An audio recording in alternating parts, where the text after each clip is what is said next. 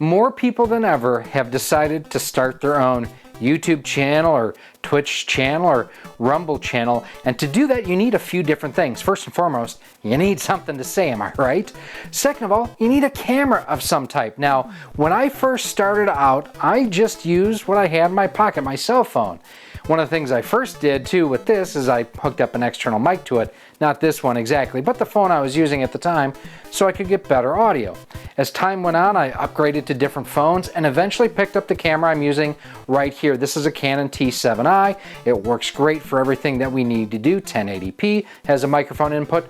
Wonderful. The thing about it though, it's not really designed for streaming. Now, Canon does have a utility where you can use it as a webcam, but it doesn't provide power to the camera or anything along those lines. And you know, it's not exactly the easiest to stream from your cell phone and have like game footage going at the same time. That's where the folks from Rockware have stepped up, and we have featured their RC08 camera in the past. I'll have that video link for you right up there if you want to check it out. This is their new RC20, and this thing is a beast. So we're going to go ahead, we're going to show you how it comes out of the box, how to configure it, and how it looks. Let's get started. So here is the box. It's pretty stinking big, as you can see here. We've already opened up the top here. We're gonna pull the pieces out. English instruction manual, USB cable. It looks like it's USB-B to USB-A. And there's two of them in there, so we'll have to see what those are all about. Power supplies, remote control to operate the camera, so that's cool. I knew that was coming, or that was part of this, but it's really neat to see that. So even though it's a big box, this is a pretty small unit. So here is the unit itself. We're gonna pull it out of the styrofoam carefully. Now, I do wanna thank Rockware for sending us one of these for review. This is really interesting looking. So you have a standby and power light here. This will move up, down, left, right to pan with you. You have USB 2.0 and RS-232 connection and your power supply connection. And looks like that's about it here. So this looks like the power supply. That's exactly what that is. And then you have your international adapters here. To get this set up, all that we're gonna do is line up the pins, give it a click, and we're now locked into place. Taking a look at the manual. So it is a USB B to A that goes to your computer. You can connect the RS-232 cable not supplied to a rocker keyboard, not sure what that is, and then you do have your connection there for the power supply. So the camera itself is capable of 1080p, 720p, 540p, 480p, 360p, 240p. So the sensor itself is a CMOS 2.07 megapixel camera. It is progressive scan. The lens is an f 4.9 millimeter to 47.04 millimeter lens, 16 times digital zoom, 0.5 lux. Shutter speed is 1/3 second to 1/1000th, or no, that's 10,000th of a second. Auto white balance, you can also do indoor, outdoor, one push, manual, and variable, looks like. Has support for backlight compensation, digital noise reduction, so on and so on and so on. For USB features, it will work with Windows, Mac OS, Linux, and Android. That's interesting. Looking at some of the special features, USB 2.0 interface supports encoded support and UVC 1.0 protocol, supports high-quality HD CMOS sensor with 2.07 million effective pixels that can achieve high-quality images with a max resolution of 1920 by 1080, so full HD. The application of 2D and 3D low noise reduction algorithm greatly reduces noise image. H.264 for the output, which is nice. Dual stream, first stream supports YUY2, MJPEG, and H.264, and the second stream only supports H.264, so you can actually stream to two different sources at the same time. And then you have your remote control. And it walks you through all of the different features on the remote, which is cool.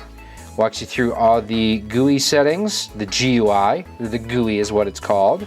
All right, so we're gonna go ahead, get this bad boy hooked up to our laptop, and we're gonna check out and see what the picture quality looks like compared to some of the other cameras we've tested. So we have the Rockware RC20 and everything connected. Now, one thing going through the manual, like I had mentioned during the unboxing, I couldn't tell if there was a microphone built in, and so I'm using my boom mic and everything we have there.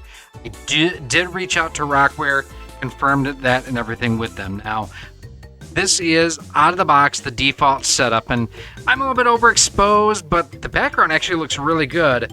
One of the things I want to show you, check this out. So there's the pan up, down, left, right. So that's actually really cool. Let's go zoom, because the depth of field on this is really, really good. So look at how sharp everything back behind me looks. Oop, probably struggling a little bit. Let me move out of the way. So there you can see my Battletoads label and everything. You can see the Rob back behind me. That's actually really, really sharp. I'm digging that. I'm pretty happy with that. Now, behind me, I'm actually recording footage for our upcoming review. It's actually out by the time you see this, of Video Games Monthly. This is Sonic Adventure 2 Battle. But now let's go through some of the settings on the camera here, because like I say, this is default out of the box. So you can adjust, as you can see here, the exposure, color, image, pan, tilt, zoom, noise reduction. There's the setup, communication setup, restore default. So let's go to exposure, and mode is auto. There is manual, SAE, bright, or auto. You can also do like a compositing mode if you want to. Backlight off or on, so that's on. That's way too overexposed. Gain limit 3, anti-flicker 50 hertz, 60 hertz for here in the States is what we want. Meter average, center, smart. Back here we're going to change the exposure, actually a little bit more here. There's auto, there's manual. So you can see how everything's getting darker or lighter there. 190, but set the gain to about 6. Nah, 5. I actually kind of like that. That's not too bad. Color, you can do a white balancing or auto. There's indoor, outdoor, one push, manual, so you can adjust the saturation, everything from there if you want. VAR, so color temp. I think these lights are like 3000 K, so let's see what we can get if we can get close to that. That's not too bad. The dome is throwing me off right now. This side here, a little bit too much shine. Then you can adjust the background lighting and everything as well if you want to. You can adjust the saturation. There's 200% way oversaturated. Let's bump it down. There's 60% way undersaturated. It's about 100%. Actually doesn't look too shabby there. Image, so we can adjust the luminescence there. Turn that down a little bit. Contrast needs to come up a little bit. Increase the sharpness. Now, if I wanted to, I could flip the image as well. So there's reverse. How about upside down? I can do a black and white mode. And now you know the rest of the story. Gamma default, or you can adjust that up or down as you see fit. Style normal. Clarity. There's a softer image. Then default. Or normal again. I actually kind of like the clarity. We're going to bring up the luminescence a little bit. PTZ, just pan, tilt, zoom. Easy for me to say. Basically takes you through the range of motion, everything for the camera. Noise reduction, you can turn that up or down as you see fit. Setup walks you through language, and then on-screen display flip. That's basically where it would be like that if you are doing a projector or something like that. Communication setup. These are the different, like the protocols and whatnot that it has on here. Store default, and that's it. So overall, I've got to tweak this a little bit. Had it at one point kind of where I liked it, but then I changed some other settings. And you can see that I'm a little bit fuzzy. The background's actually really, really clear. Let's do this. I'm gonna.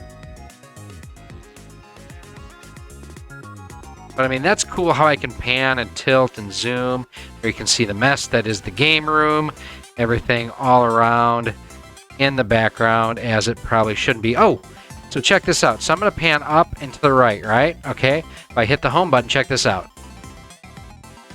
Brings me back to the home. So overall, really, really nice. There's a lot of settings on here that I can tweak, that I can massage, and really make sure that I am getting the best out of it. And clearly, I think I need to wear a hat or change where I have that light on. But overall, I am really, really happy with this. Now, the one thing, I do have it sitting above my laptop on the box that it came with. I will probably end up repositioning my monitor, which is right there. Now, probably reposition the monitor to where my laptop is right now, and that way I can have the camera under the monitor. I'll have my laptop over there, but overall, pretty happy with this. Now, in the video review that I did of the Zadusa for the original Xbox, I actually used this camera here, and I thought it worked really, really well. Now, does it look as good as my DSLR? No, but it's also 1/5 the cost, too. I will have a link down below to where you can pick it up through our Amazon affiliate link if you would like to check it out. Now, I did reach out to the folks from Rockware, and they did confirm that there is no integrated microphone into this, so you will have to utilize some sort of an external microphone. That's good to know. Something I wish that they would go ahead and add to the manual. That is something important to go ahead and know before you go ahead and kind of commit to using something like this. I was lucky that I had my microphone set up, but if you just bought this and we're gonna go stream and you didn't have a microphone, you would have been left scratching your head to see what you need to go ahead and do to get this set up. The remote works wonderfully. The zoom functions are great. The different color options and whatnot definitely do make a difference. So there's a lot of features in here, and I have just started to scratch the surface. Now, the one thing for me is I do have a pedestal that I normally mount my DSLR on behind my laptop, so it gets up and over the back of the screen so I can go ahead and utilize it while I am recording my footage. I'm going to probably 3D print something like that for this that gets me up probably about 8 to 10 inches, so that way I can go ahead, get it over the lip of the back of my laptop. I can position it as I see fit, and just one of those, it addresses that sort of issue. But now if you're at a conference like something like this, if you are at a video game convention and they wanted to stream a panel, this thing would be terrific for it, especially because you could have someone sitting towards the back of the room or somewhere off camera with the remote control to pan up, down, left, right, zoom in to people as they are talking. Churches, that would be another great thing to have. Lots of really, really neat features. Now, I realize this is not the typical sort of video that we do here, but I like to be able to help those of you out there that are looking to do what I'm doing right here. Now, will it replace my DSLR in the long run? No, it's not going to, but it's not intended to. It will probably take its place, though, for when I'm streaming and for when I'm capturing most of my footage. That way, I can leave my DSLR on the tripod, or not have to, because the mount is different. I don't have to remove the camera from the mount and so on and so forth. The other option that it gives me is I can now set this up over there, that camera right there, and have two different perspectives so I can go back and forth. So that means I got to clean that mess up over there. Speaking of over there, if you do want to check out some of the other videos that we've done talking about how to get best performance out of your streaming setup, the Rockware RC20 camera, and more, those videos, they're coming up for you right now. Thank you so much for watching this episode. If you want to help support Rocksolid Productions and be a part of our community, there's a number of different ways you can do so.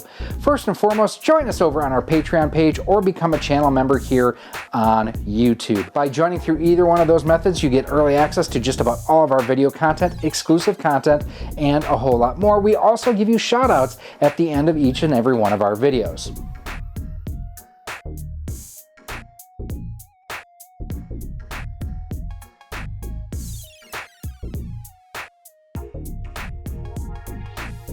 You can also pick up some awesome Rocksolid Productions swag. We've got t-shirts, sweatshirts, hoodies, and more available through our Teespring store on screen right now too. You can also pick up some of our awesome 3D printed cartridge stands, Amiibo holders, Nintendo DS holders, and more by visiting our 3D printer store on screen right now as well. Links for everything will be down below in a pinned comment. If you want to stay up to date with everything we have going on here at Rock Solid Productions, make sure that you're following us on the different social media networks. We're on Facebook at facebook.com/RockSolidProductions, Instagram at instagram.com/RockSolidProductionsGK, and Twitter at RockSolidStudios. If you're looking to pick this and other retro and modern gaming accessories up, make sure that you head on over to CastlemaniaGames.com. He has a feature over there called Castle Cash, where the more you spend, the more you earn towards future purchases, and Castle Cash is just like cash. He also offers convenient payment plans for more expensive items over $50. Finally, make sure that you use promo code ROCKSOLID10 when you're shopping at CastlemaniaGames.com, as it can save you up to 10% on most items on the website. Again, thank you for watching this episode, and I cannot wait to see you again soon.